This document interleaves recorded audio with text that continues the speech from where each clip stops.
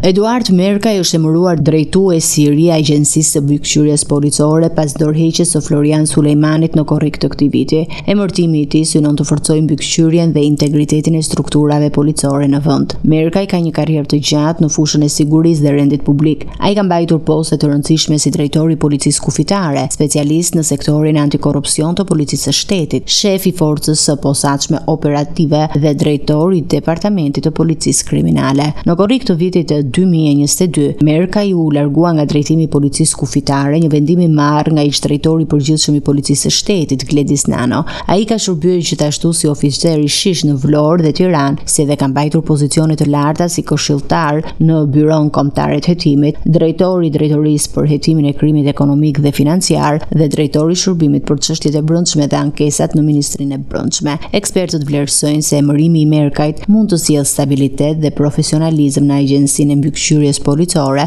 duke garantuar mbikëqyrjen më të efektshme të strukturave të sigurisë dhe forcave të rendit në vend.